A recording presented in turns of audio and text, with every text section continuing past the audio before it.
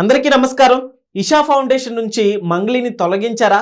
Singer మంగ్లీని Isha foundation నుంచి తొలగించినట్లుగా కూడా ఒక వార్త అయితే సర్క్యులేట్ అవుతుంది. సో ఇష్యూ గురించి ఒకసారి డిస్కస్ చేసే ప్రయత్నం చేద్దాం.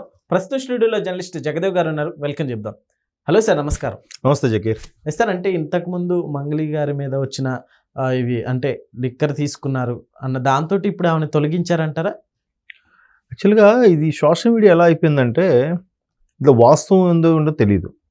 నెంబర్ 1 అది. నెంబర్ 2, ఇషా ఫౌండేషన్ ఏమైనా నోట్ రిలీజ్ చేసిందా, లేదా ఈవిడ ఎవరితో ఏమైనా చెప్పుకుందా? ఏం కాదు కదా. కాకపోతే మేబీ మంగ్లీ గారికి బ్యాడ్ టైం నడుస్తుందేమో. ఒక డిఫరెంట్ టిపికల్ వాయిస్తో, అంటే దాన్ని టిపికల్ వాయిస్ అనకూడదేమో, ఒక డిఫరెంట్ అంటే ఆ వాయిస్ ఇంకెవరికి ఉండదు. ఆ జర్క్, ఆ వాయిస్లో ఉండే నిజంగా అందులో తెలంగాణ యాక్సెంట్లో పాడితే ఇంకా అద్భుతం ఉంటుంది. సో అటువంటి మంగ్లీ గారికి ఎంత నేము ఫేమ్ వచ్చిందో గడిచిన 1 year 1.5 year నుంచి చూస్తే ప్రతి 2 నెలలకు ఒకసారి ఆమె వైరల్ అవుతున్నారు సోషల్ మీడియాలో ఏదో ఒక అంశం మీద. ఫస్ట్ ఇంతకుముందు కూడా చాలా సందర్భాలు చెప్పాను, మళ్ళీ చెప్తున్నా. జగన్మోహన్ రెడ్డి గారికి ఆమె వైసీపీ ప్రభుత్వానికి ఫేవర్గా కొన్ని పాటలు పాడారు. తర్వాత క్యాన్వాసింగ్ కూడా చేసినట్టున్నారు. తర్వాత కూటమి ప్రభుత్వానికో టీడీపీకో అడిగితే చైన్ అన్నారట. సో అదొకటి బాగా వైరల్ అయ్యి ఆవిడని చాలామంది ట్రోల్ చేశారు. అదే వైసీపీ ఫేవర్గా ఉండడం వల్ల, వైసీపీ గవర్నమెంట్ రావడం వల్ల ఆవిడ ఒక దేవాలయం, శ్రీకాళహస్తి ఇక్కడ దేవాలయంలో కూడా ఆమె పాటకి షూట్కి పర్మిషన్ ఇచ్చారంట. సినిమాకి సంబంధించి ఎలాగా, సినిమా కాకపోతే జానపద గేయాలో, లేకపోతే ప్రైవేట్ ఆల్బమ్సో, ఏదో ఒకటి web series, what ever it maybe, అలాంటి వాటికి ఎలా దేవాలయానికి పర్మిషన్ ఇస్తారు? అదొకటి బాగా ట్రోల్ చేశారు. తప్పు కదా దేవాలయాల్లో ఇలాంటివి పాటలు అవి పెట్టడం అని. అదొక అంశం. తర్వాత ఇంకోటి ఏదది, ఇలాగే మరొక అంశం ఏంటంటే ఆమె బర్త్డే పార్టీకి ఎవరో గంజాయి తీసుకొని వచ్చారు, వాళ్ళు గంజాయి తాగారు తప్ప దీనికే సంబంధం లేదు, నాకు నా మిత్రులుగా వచ్చారు, వాళ్ళు బయట ఎక్కడో గంజాయి తీసుకొని వచ్చారు, దానివల్ల నాకు ఇది వచ్చింది, ఇలా జరగడం కరెక్ట్గా తప్పే అని చెప్పడం.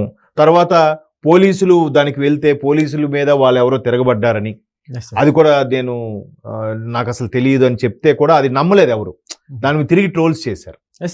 అంటే అదొకటి ఉండండి, అంటే నేను చెప్పనివ్వండి. ఇలా ఎన్ని ఇష్యూస్.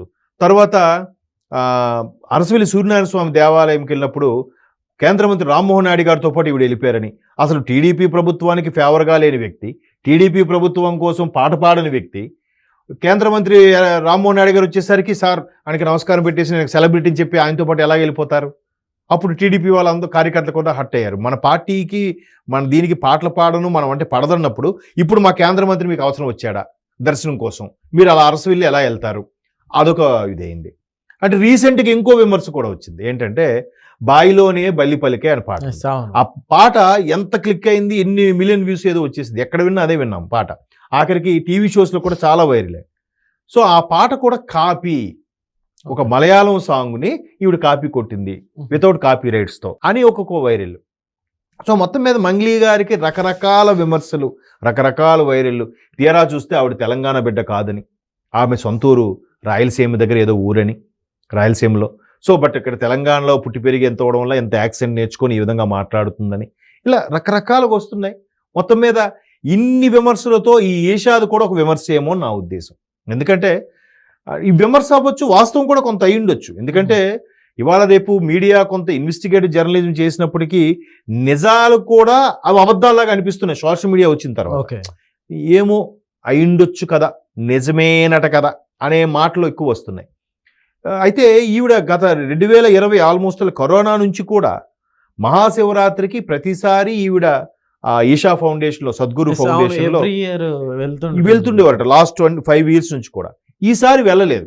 ఎందుకు వెళ్ళలేదు?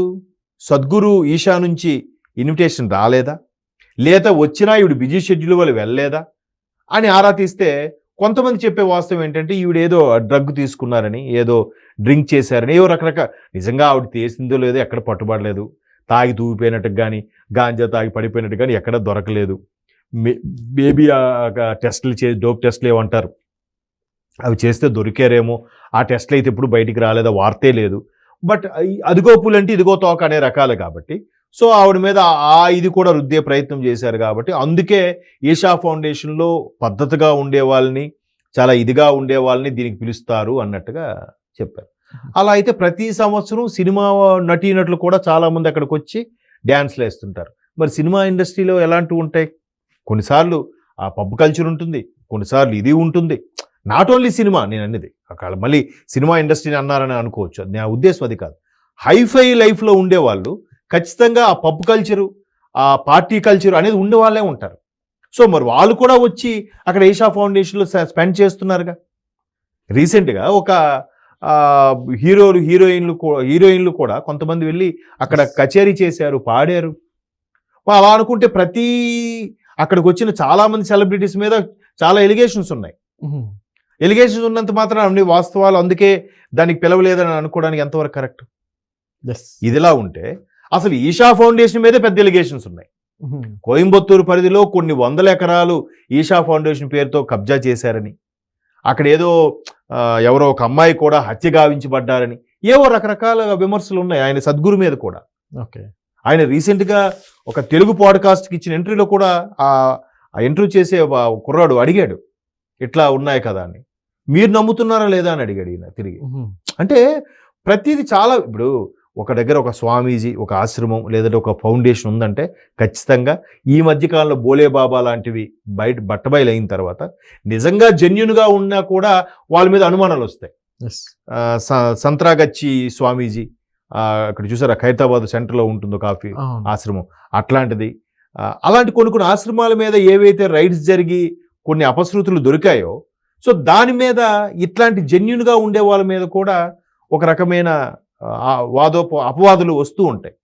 సో అలా అనుకుంటే ఈ మీద వచ్చిన అపవాదు వాస్తవమా అవాస్తవమా మనకు తెలియదు. సో దానివల్ల ఏమవుతుందంటే ఈమె అందుకే వెళ్ళలేదేమో. ఆల్రెడీ ఒక న్యూస్ ఛానల్లో కూడా చెప్పేసింది, ఈ మంగ్లీ 5 ఏళ్ళ నుంచి వెళ్తున్నారు, ఇప్పుడు రాలేదు, వారికి రెడ్ కార్డ్ ఇచ్చారట. ఇది చూసారా, గేమ్స్ లో రెడ్ కార్డ్ ఇస్తే బయటకు వెళ్ళిపోయాను అన్నట్టు, అలాగా బయటకు వెళ్ళిపోయాను అన్నట్టు చెప్పారు. ఆమెకి ఇన్విటేషన్ రాలేదు. ఛానల్లో ఇవన్నీ రాస్తారంటారా? రెడ్ కార్డులు నిజంగానే అట్లా ఇస్తారా? అట్లా ఇవ్వడం, కాకపోతే ఇన్విటేషన్ లేకపోయి ఉంటుంది. ఇన్విటేషన్ లేకపోయినా వీళ్ళ ఇన్విటేషన్ వెళ్ళలేదు కాబట్టి ఎందుకు పిలవలేదా ఈసారి? ఇప్పుడు ప్రతి సంవత్సరం కొత్త వాళ్ళు కనిపిస్తూ ఉంటారు. అవును. బట్ ఈమెకి ఇష్టం కొద్దీ లాస్ట్ 4 years 5 years ఈవిడ వెళ్ళిందేమో, ఈసారి ఈమె కుదరకి ఈమె వెళ్ళలేదేమో, అలా కూడా అవ్వచ్చు కదా. దానికి సంబంధించిన మంగ్లీ గారి టీం ఏం స్టేట్మెంట్ ఇవ్వలేదు, అలాగని ఈషా ఫౌండేషన్ వాళ్ళు స్టేట్మెంట్ ఇవ్వలేదు. ఏది వాస్తవం ఎలా చెప్తాం? కాబట్టి ఒక మనిషిని కించపరిచే ఇలాంటి వైరల్ అవ్వడం కరెక్ట్ కాదని నా అభిప్రాయం. ఓకే, బట్ మంగ్లీ గారు దీన్ని ఎలా తీసుకుంటారో, దీని మీద ఏం రెస్పాండ్ అవుతారో, let's wait and see. Okay sir, thank you.